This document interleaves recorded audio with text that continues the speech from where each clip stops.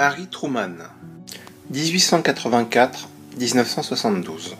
Harry Truman est né en 1884 au sein d'une famille d'agriculteurs dans l'État du Missouri aux États-Unis. Engagé dans l'armée américaine lors du premier conflit mondial, il devient officier commandant d'une batterie d'artillerie. En 1919, il se lance dans le commerce, mais fait faillite dès 1921. À partir de 1922, il embrasse la carrière politique et est élu sénateur en 1934. Colistier du président Roosevelt en 1944, il devient vice-président des États-Unis. La mort de Franklin Delano Roosevelt en avril 1945 fait de lui le 33e président des États-Unis. En juillet 1945, il rencontre Staline lors de la conférence interalliée de Potsdam où les premières dissensions sont palpables. En août 1945, il donne son aval à l'utilisation des bombes atomiques récemment mises au point par les Américains pour les bombardements des villes japonaises d'Hiroshima et de Nagasaki. Cela amène à la reddition du Japon le 2 septembre 1945, qui met fin à la Seconde Guerre mondiale. En mars 1947, le président Truman affirme son anticommunisme lors d'un discours devant le Congrès des États-Unis.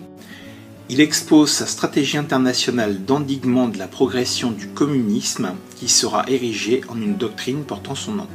En juin 1947, le plan d'aide économique à la reconstruction de l'Europe proposé par le secrétaire d'État George Marshall est l'un des premiers aspects de la politique d'endiguement.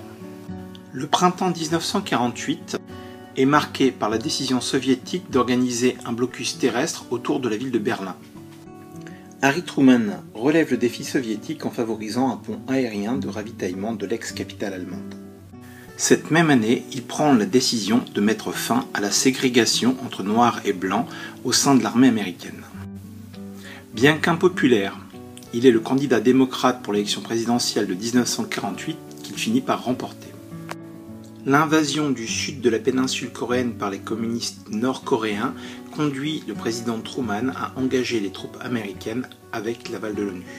Il s'opposa alors au général MacArthur sur les modalités à suivre durant ce difficile conflit.